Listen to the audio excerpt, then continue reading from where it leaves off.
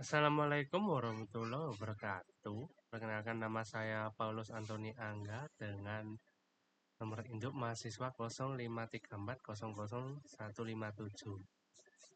Pada kesempatan kali ini saya akan mempresentasikan tentang pelajaran dari sejarah Pancasila bagi generasi muda.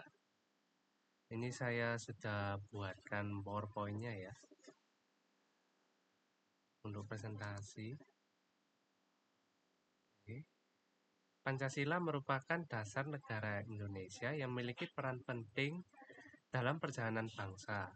Karena itu, kita perlu memahami bagaimana Pancasila berkembang dari masa ke masa, serta pelajaran apa yang dapat kita ambil untuk generasi muda saat ini.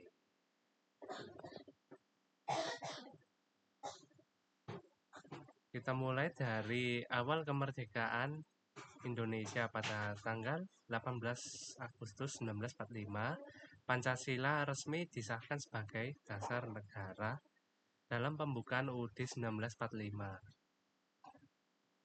Dan pada saat itu, kondisi negara masih sangat sulit karena Belanda berusaha kembali menjajah Indonesia lewat agresi militer ya. Ada dua agresi militer Belanda pada saat itu ya, untuk berusaha untuk mengembalikan kekuasaannya di Indonesia. Dalam situasi tersebut, Pancasila menjadi pemersatu bangsa Indonesia yang terdiri dari banyak suku, agama, dan budaya. Hal ini sejalan dengan prinsip sila ketiga Pancasila. Hal ini menunjukkan bahwa sejak awal Pancasila berfungsi menjaga persatuan bangsa. Kemudian kita lanjut ke masa Republik Indonesia Serikat. Selanjutnya pada tanggal 27 Desember 1949, Indonesia sempat berubah menjadi negara Republik Indonesia Serikat ya. Bentuk negara ini adalah bentuk negara federal, sehingga terdiri dari beberapa negara bagian dengan kepentingan politik dan pemerintahan yang berbeda-beda karena otonomi yang sangat kuat ya pada masa RIS. Tapi meskipun begitu, Pancasila tetap menjadi pedoman bersama untuk menjaga keutuhan bangsa. Jadi meskipun Indonesia pada saat itu berusaha dipecah belah dengan dibentuknya negara Republik Indonesia Serikat, tapi pada akhirnya pada tahun 1950 Indonesia kembali menjadi negara kesatuan. Kemudian kita lanjut ke masa demokrasi terpimpin. Nah, Indonesia memasuki masa demokrasi terpimpin pada tahun 1959 sampai 1965. Pada masa ini, kekuasaan pemerintah menjadi lebih dominan dan terpusat. Kebebasan berpendapat juga cenderung terbatas.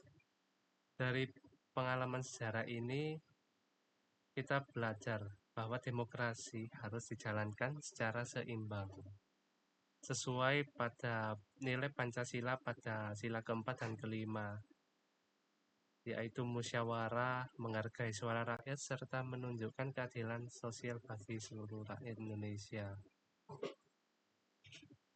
Selanjutnya,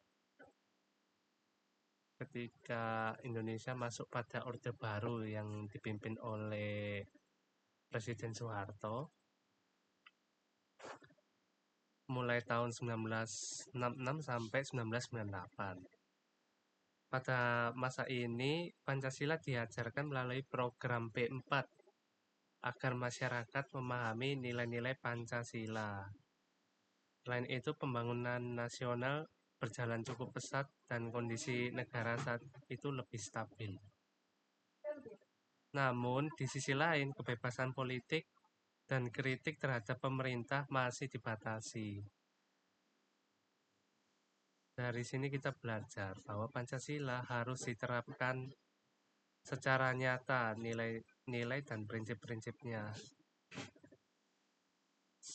Seperti nilai-nilai Pancasila pada sila keempat dan kelima ya.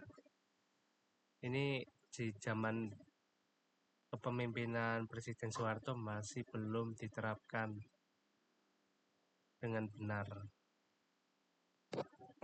Oleh karena itu, pada akhirnya Indonesia masuk pada era reformasi, di mana rakyat mulai bergerak ya. Pertama karena dilatar belakangi oleh krisis moneter Asia tahun 97, akhirnya membuat nilai rupiah jatuh, harga kebutuhan pokok naik, dan beberapa banyak perusahaan bangkrut. Akhirnya muncul reformasi tahun 1998 karena terjadi ya banyak masalah ya pada saat itu, banyak pengangguran, terus kemiskinan juga meningkat.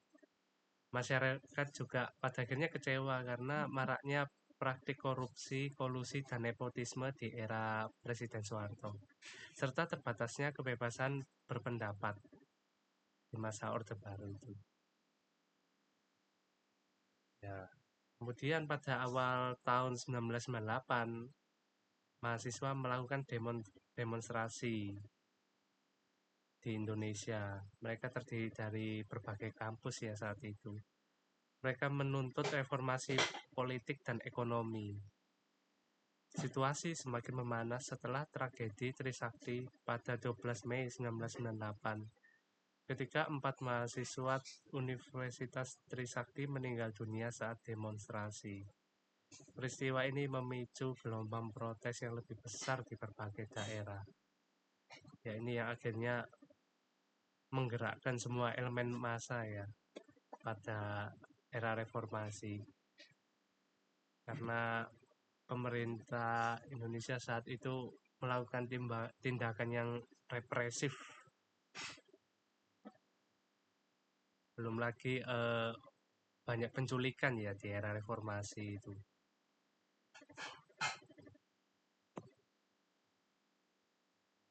Tekanan masyarakat pada saat itu akhirnya semakin kuat. Hingga pada akhirnya 21 Mei 1998, Presiden Soeharto menyatakan pengunduran dirinya setelah memimpin selama 32 tahun.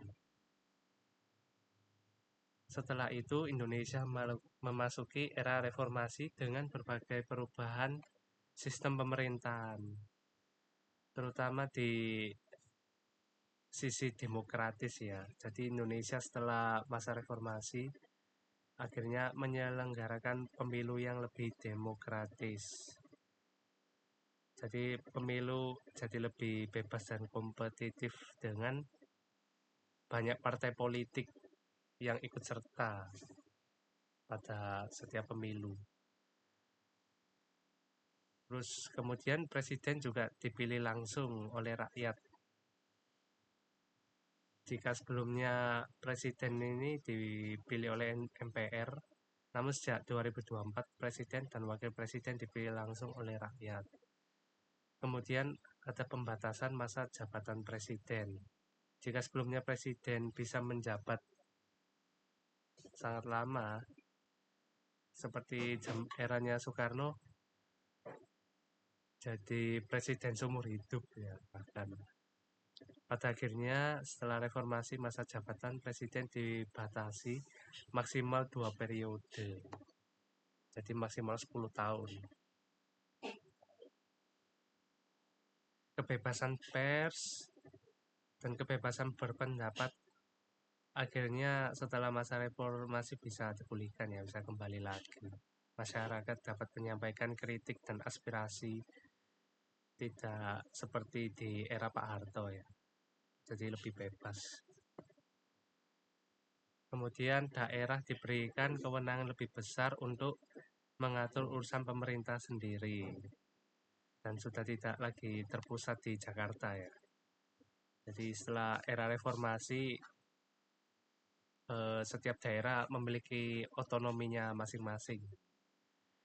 Kemudian lembaga negara jadi lebih seimbang, kekuasaan tidak lagi terpusat pada Presiden, DPR, Mahkamah Agung, Mahkamah Konstitusi, dan lembaga lainnya akhirnya juga memiliki fungsi pengawasan untuk membatasi kekuasaan presiden ya.